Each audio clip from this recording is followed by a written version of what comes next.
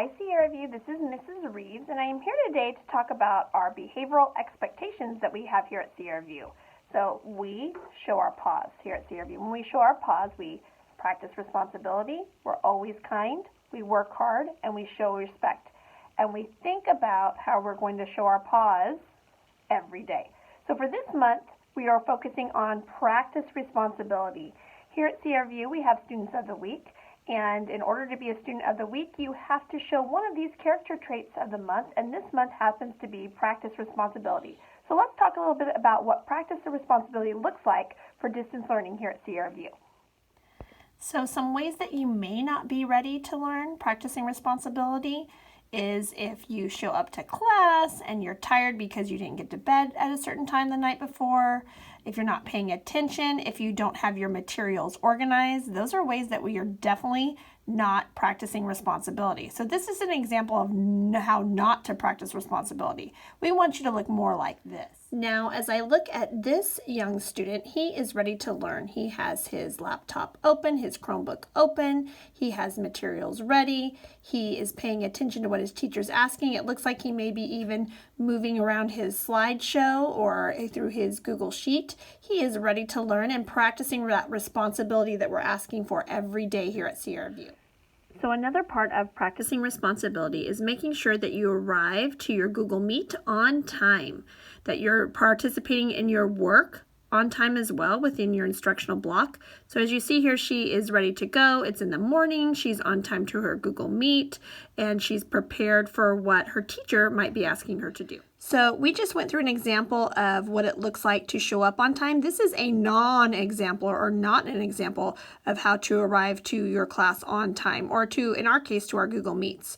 So this student forgot to set his alarm clock. He forgot to wake up in time to watch his video before he got into his Google Meet. So when he went to his Google Meet, he hadn't watched his video yet because he was late waking up. So it's really important that you set your alarm clock so you're able to watch your video before you go to your Google Meet, because your teachers a lot of times talk about items that will be important to that Google Meet. So be sure that you set your alarm clock on time and you get plenty of rest for your Google Meet and your Google Classroom the next day.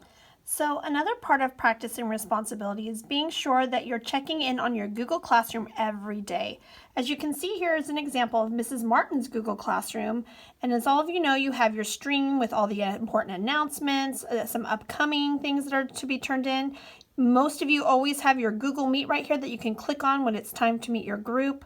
I know Miss Martin and Mrs. McDougall even have their schedule up for today. So as I click on that, it can tell me quickly where I'm going to go as far as my schedule. So it's really important that you know how to navigate that Google Classroom. Another part that's really important to our Google Classroom is making sure you're checking up on your classwork every day. So as I click on that page, I know there's some different topics like resources in case you need some additional assistance with something, or here, the week of August 31st to September 4th, I know that's where I need to be. And Mrs. Martin and Mrs. McDougall actually have it labeled by day, so that way I know exactly where to go. So if I need to go to my phonics lesson, it has the directions here as well as the videos, and it also tells me where to turn it in when I'm done with my lesson. So it's really important as part of practicing responsibility that you get that work turned in and done as quickly as possible as you're working through all of your Google Classroom items for the day. Again, it's like being at school every day other than we're working through our Google Classroom.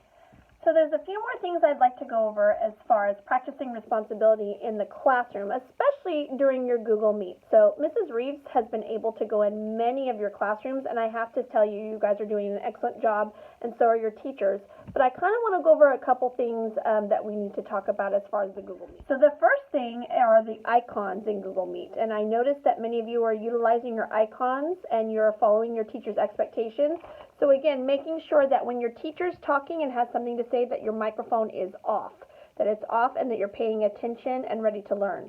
However, when your teacher asks you to say something or to participate in the conversation, your microphone needs to be on. And many of you are doing a great job using your space bar and your other tools to participate in your class every day. It is an expectation, just like in class, that you're answering questions and that you're participating. Another icon we need to talk about is your camera off and your camera on. So your camera might be off when you first get into your Google Meet. I know a lot of times Mrs. Reeves keeps her camera off just because I'm watching and participating in that way. So as if your teacher's talking, you have your camera off, that's okay, but we also need to think about when your teacher is checking for understanding. So when they're making sure that on your whiteboards that you're following along with them, or if you're doing a story together and you need to highlight, they need to have your camera on to see that you're participating in the lesson. I know a lot of times with the whiteboards that's really important.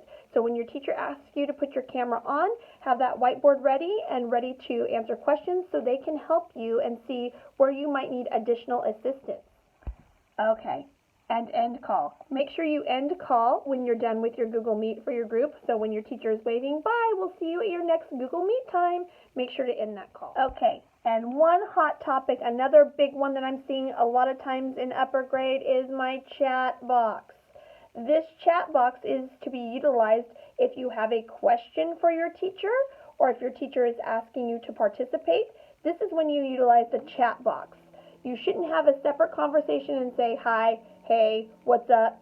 That's not what the chat box is for during your Google Meet times. Your Google Meet times are times for questions and also times for you to respond to your teacher if they ask you to do that. I see a lot of teachers using that in the upper grades as part of their checking for understanding. So chat boxes, chat times are only to be utilized during Google Meet when your teacher is asking you to do it. Now, if your teacher says, you know what, if you guys want to chat on the side, I'm okay with it because we're done with this activity, that's something extra and that's like a preferred activity.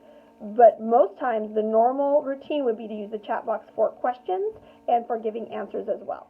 So boys and girls, again, just because we're in the middle of distance learning does not mean that we're not showing our PAWS every day. We are still a part of CRView and a part of school. You're still learning. Just because you're not in the building doesn't mean we're not learning and that we're participating in our schooling every day. So remember, we show our PAWS, and when we show our PAWS, we practice responsibility. We're always kind, we work hard, and we show respect. And think about how you're going to show your PAWS through distance learning. I'm really proud of the work that you're already doing. Let's keep it up. Again, our character trait for the month is practicing responsibility. We will continue moving on as we go through the month. So October will be always kind.